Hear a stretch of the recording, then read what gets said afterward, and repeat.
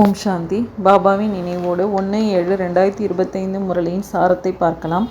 Baba first question என்ன கேட்குறாங்கன்னா, கடைசி நேரத்தில் குழந்தைங்களாகிய உங்களின் புத்தியில் எந்த ஞானம் இருக்கும்னு கேட்குறாங்க. அதுக்கான பதில், அச்சமயம் புத்தியில் நாம் வீட்டிற்கு திரும்பி போகிறோம் என்பது இருக்கும்.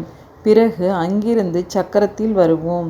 மெல்ல மெல்ல படியில் இறங்குவோம். பிறகு ஏறும் கலையில் அழைத்து செல்ல பாபா வருவார். முதலில் நாம் சூரிய வம்சத்தினராக இருந்தோம். பிறகு சந்திர வம்சத்தினர் என அறிகின்றீர்கள். இதில் படங்களின் அவசியம் இல்லைன்னு பாபா சொல்கிறாங்க. நெக்ஸ்ட்டு, எந்த படங்களில் சில திருத்தங்கள் மட்டும் செய்துள்ளனர் அப்படின்னு பாபா கேட்பது என்ன? பாபா சொல்கிறாங்க, நாம் எந்த ஒரு படத்தையும் நினைக்க வேண்டியதில்லை. கடைசியில் நாம் ஆத்மா மூலவதனத்தில் வசிக்கக்கூடியவர்கள். இங்கே நம்முடைய பாகம் இருக்கின்றது என்பது மட்டும் இருக்கும். இதை மறக்கக்கூடாது. இது மனித சிருஷ்டி சக்கரத்தினுடைய விஷயங்கள் ஆகும். மேலும் மிகவும் எளிதாகும். இதில் படங்களின் அவசியம் இல்லை. ஏனெனில் இவை பக்தி மார்க்கத்தின் விஷயங்களாகும். ஞான மார்க்கத்தில் இருப்பதோ கல்வி, படிப்பில் படங்களின் அவசியமே இல்லை. இந்த படங்களில் சில திருத்தங்கள் மட்டும் செய்துள்ளனர். எப்படி என்றால், கீதையின் பகவான் கிருஷ்ணர் என்று அவர்கள் கூறுகின்றார்கள். நாம் சிவன் என்று கூறுகின்றோம். இதுவும் புத்தியால் புரிந்து கொள்ள வேண்டிய விஷயமா இருக்குதுன்னு பாபா சொல்கிறாங்க. நெக்ஸ்ட்டு, எந்த படத்தின் மூலம் மனிதர்களுக்கு எளிதாக புரிய வைக்க முடியும்னு பாபா கேட்குறாங்க. அதுக்கான பதில், கடைசியில் இந்த ஞானம் புத்தியில் இருக்கும். இப்போது நாம் செல்லுகிறோம். திரும்ப சக்கரத்தில் வருவோம். ஏணிப்படியில் புரிய வைக்கப்படுகின்றது. மனிதர்களுக்கு எளிதாகிவிடும். நாம் எப்படி ஏணிப்படியில் இறங்குகிறோம்.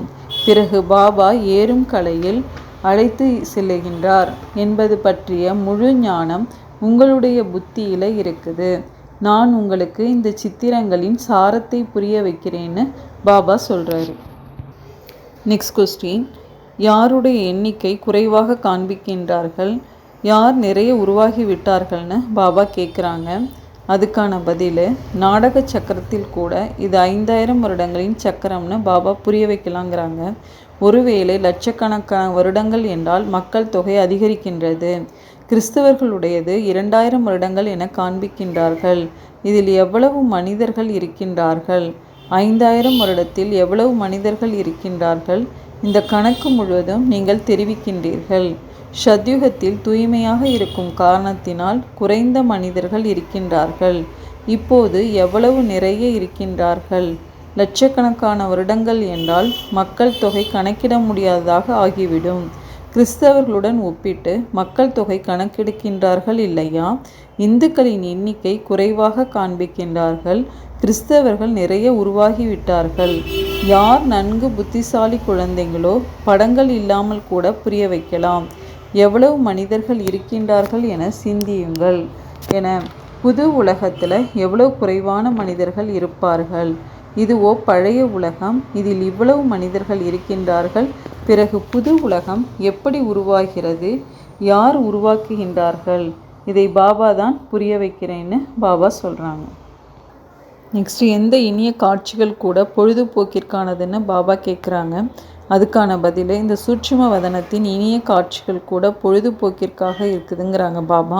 கர்மாதீத்த நிலை அடையும் வரை நேரம் கடத்துவதற்காக இந்த விளையாட்டுக்கள் இருக்குது.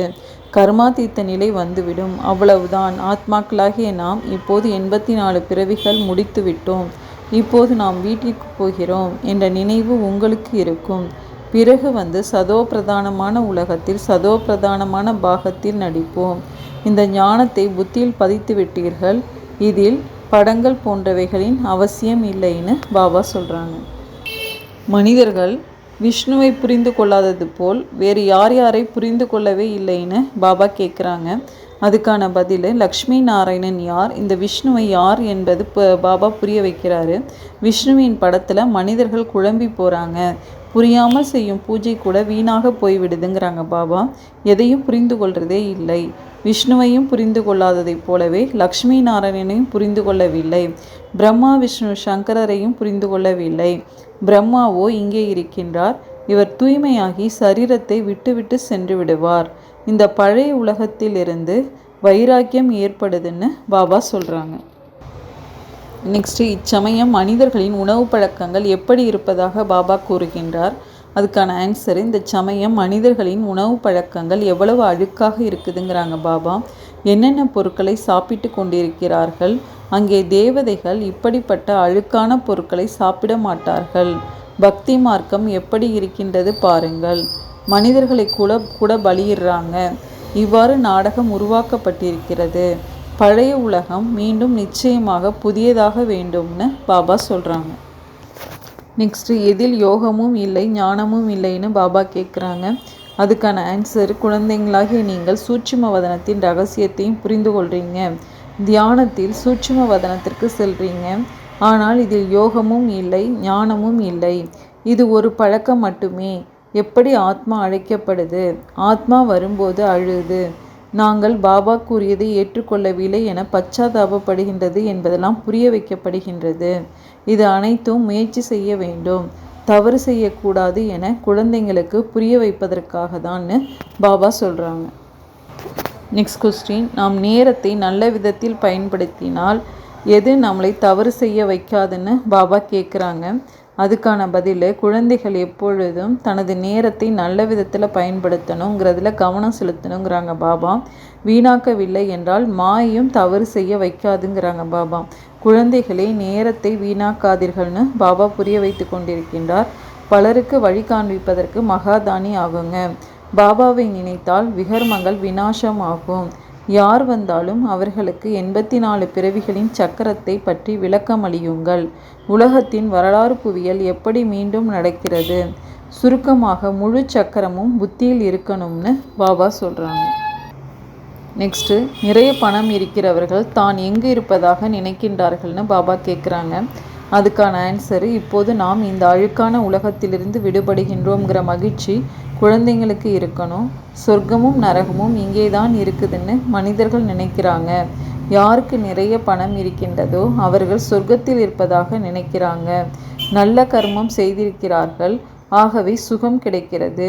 இப்போது நீங்கள் மிகவும் நல்ல கர்மங்களை செய்கின்றீர்கள், அதனால் 21 பிறவிகளுக்கு சுகம் கிடைக்குது.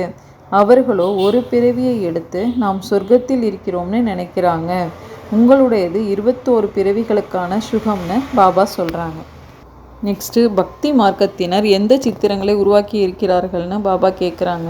அதுக்கான பதிலை, இப்போது இதை புரிய வைப்பதில் சித்திரங்கள் அவசியம் இல்லைங்கிறாங்க பாபா. புரிய வைப்பதற்காக மட்டுமே மூலவதன மற்றும் சூட்சும வதனத்தை காண்பிக்கிறாங்க. மற்றபடி பக்தி மார்க்கத்தினர் இந்த சித்திரங்களை உருவாக்கி இருக்கின்றார்கள்னு புரிய வைக்கப்படுது. எனவே நாமும் சில சித்திரங்கள் செய்து உருவாக்க வேண்டி இருக்கிறது. இல்லை என்றால் நீங்கள் நாத்திகராகி விட்டீர்கள்னு சொல்லுவாங்க. ஆகவே திருத்தங்கள் செய்து உருவாக்கப்பட்டிருக்குதுங்கிறாங்க பாபா. பிரம்மா மூலமாக ஸ்தாபனை, சங்கர் மூலமாக அழிவு. உண்மையில் இதுவும் நாடகத்தில் நிச்சயிக்கப்பட்டிருக்குதுன்னு பாபா சொல்கிறாங்க.